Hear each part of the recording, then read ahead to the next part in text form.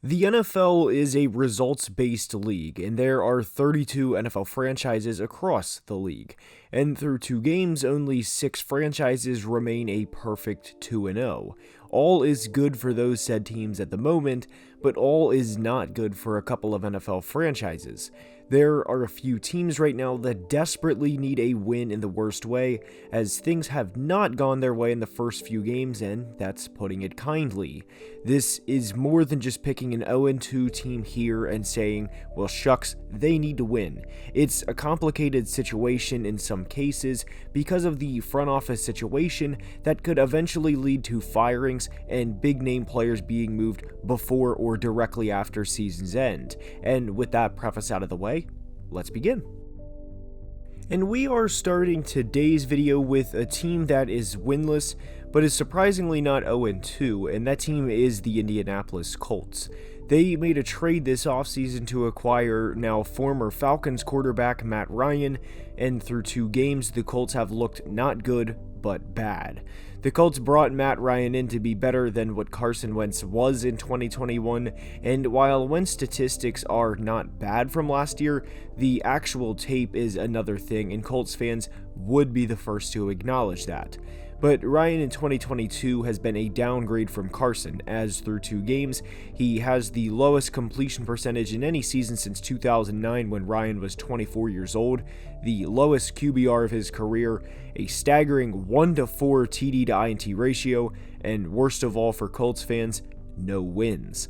And the NFL isn't waiting around for Indy to figure it out, and there are times in the NFL when it rains it seems to pour, and they play the Kansas City Chiefs at home this weekend, with the Chiefs coming off of a few additional days of rest as they played on Thursday night in Week 2 against the Los Angeles Chargers.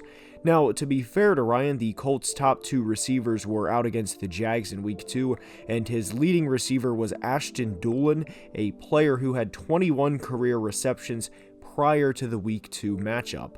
Nyheim Hines was the team's second leading receiver, the veteran running back, and the third leading receiver was Desmond Patman, a third-year player who had 2 career catches before the Week 2 game against the Jags. Matt Ryan should not have been expected to light it up in Week 2 or to torch the Jags with a Walmart receiving core, but to be shut out after tying the Texans in Week 1, a team who internally the Colts very much think they are a better team than, is deflating. Back-to-back divisional road games are not an ideal way to start the season, even if they are at the Texans and at the Jags, but to be shut out in one of those games and to tie another for a team that had deep postseason aspirations when the season started is a terrible way to start the 2022 season. They very much believe this Week 3 matchup against the Kansas City Chiefs would be a 2-0 team versus a 2-0 team, and this would be the ultimate test. Kansas City held their end of the bargain up, but Indy was not even close. And they enter Week 3 as a desperate team, because if they lose to KC, like they are expected to, what will they begin to do with an 0-3 record in the vaunted AFC? Next up is the Carolina Panthers, as this team right now is a nightmare. They are 0-2, and if they don't win on Sunday against the Saints, I wouldn't put it past ownership to fire Matt Rule, as this has been a long time coming. This is both a Matt Rule and GM Scott Fitterer thing, as there has not been a lot of winning in this era, period. Rule's first season was back in 2020, and since being hired, he has compiled a 10-25 record and is not getting the job done. The important thing to remember with both Rule and Fitterer is when you are a head coach and GM duo, you usually get one swing at a quarterback, and if that quarterback does not work out for the franchise you are working for, more often than not, you go out the door with the quarterback. Not always, but often.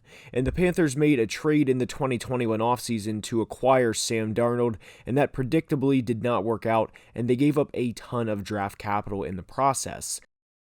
The 2022 draft also did not help them, as it was not the quarterback-friendly class 2021 was, and there was only one quarterback taken in the first 2 rounds, that of course being Kenny Pickett.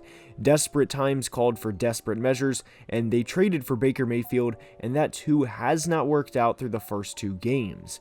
They have a rookie quarterback in Matt Corral, who will see the field at some point this year if things continue to sour. But the Panthers are not just in win-now mode for the sake of Matt Rule's job. They are in win-now mode for the sake of Baker Mayfield's job as well. They are arguably the most desperate franchise in all of the NFL for a win at the moment, as in 2 games they have 2 losses, which does not sit well with anyone. They are also 1-25 in the Matt Rule era when the Panthers allow 17 or more points, which is atrocious.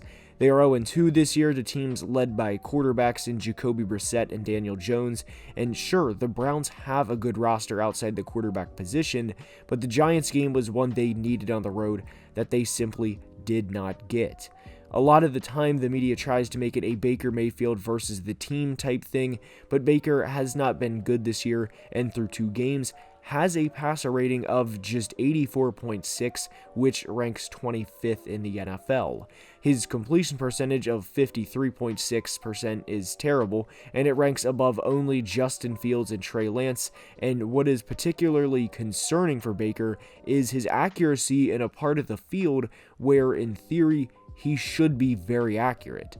On throws from 0 yards of depth to 9 yards of depth from the line of scrimmage, he is just 11 of 20 for 67 yards, meaning he's completing just 55% of his passes within 10 yards of the line of scrimmage. Those are typically throws quarterbacks convert at a very high rate because of how close they are to the line of scrimmage. This is extremely concerning for Baker and the Panthers because this is a huge problem. There's no way around that. And unfortunately for Baker, Matt Rule, and Scott Fitterer, I don't see a happy ending here in Carolina, and I think Baker will be benched before season's end, and there's a good chance Matt Rule is fired before Black Monday as well. Next up is another AFC South team, and it is the Tennessee Titans. They are an 0-2 team, and they play another 0-2 team on Sunday in Week 3, that of course being the Las Vegas Raiders. The most concerning part with me for the Titans and their future is I don't think Ryan Tannehill is the guy, and I never liked them trading away A.J. Brown to replace him with a first-round rookie in Treylon Burks. I thought AJ should have been fairly compensated, and it's not really fair to Treylon to look at what AJ is doing in Philadelphia, or even look at what he did in Tennessee and say, okay, become that guy. Not every trade will work out, like when the Vikings traded away Stephon Diggs to have Justin Jefferson come in and effectively replace him. And even for the Vikings, it required the Eagles to have an all-time draft blunder and take Jalen Reagor above him. But my biggest concern with the Titans heading into the season has been exactly what's happened so far. Bottle up Derrick Henry before he can get ahead of steam going, and force a now 34-year-old Ryan Tannehill to beat you, with his top 3 weapons being Robert Woods off of a torn ACL, Treylon Burks, and a 5th-round rookie in Kyle Phillips. I made a video about the Titans back in April saying they have peaked and they are on the brink of disaster, and I don't bring this up to applaud myself because they could very easily win the next few games and be a 4-2 team before the month of November starts. But I bring this up to discuss this was what I feared most. And to at least be somewhat fair to Tennessee, there is a very good chance the Bills go undefeated at home this year, as Buffalo is a very tough place to play. But that does not mean getting absolutely embarrassed on national television by 34 points is an acceptable loss either. If they lose 31-21, or hell, even 28-14, it's fine. You're playing the Josh Allen-led Bills and a team that could very much go to the Super Bowl and ultimately win the Super Bowl in February.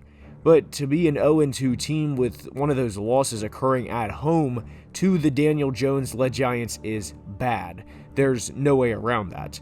I do think Brian Daboll will be a good long-term coach for the Giants, but the Giants roster that they have constructed right now should not have went into Nissan Stadium in this team's first game since a playoff loss to the Bengals and beat them. there is no excuse for that. You would have thought this team came out with hunger and vengeance, given how they lost to the Bengals last year when they sacked Joe Burrow 9 times and quarterback Ryan Tannehill threw 3 interceptions, and they lost at home as the number 1 seed. But they have been severely disappointing through 2 games, and now you have to ask the question, or at least entertain the thought of, is Derrick Henry still the same player, or is this the year where he, like every other running back does, start to break down? The Las Vegas Raiders could have been included in today's video because they are 0-2 in the AFC West, but ultimately we did not include them because there has been a lot of positives in their first few games. There also has been a lot of negatives, but the Raiders can bounce back. I truly think they will go into Nashville on Sunday and beat Tennessee and come out 1-2. However, with the Raiders, I do want to acknowledge something, and that's, to me, in some ways, their season is in jeopardy. For the moves they made this offseason to get better and to try and win a Super Bowl, an 0-2 start in that division of all divisions is like a kiss of death. Are they going to win 13 of their final 15 games to win the AFC West, to have a home playoff game? Probably not, and I don't think they are going to go on the road in the AFC, in Kansas City, in Buffalo, in January, and win 3 straight playoff games. They were an honorable mention, but I do think out of any of these 4 teams, they without a doubt have the brightest future. And that's all I have for today's video. I hope you enjoyed. If you did, I now ask you to please leave a like and subscribe to the channel, as it would mean the world and help tremendously with the YouTube algorithm. I cannot thank you guys enough for the support, and until next time, as always, please be safe and have a great day. Love you guys.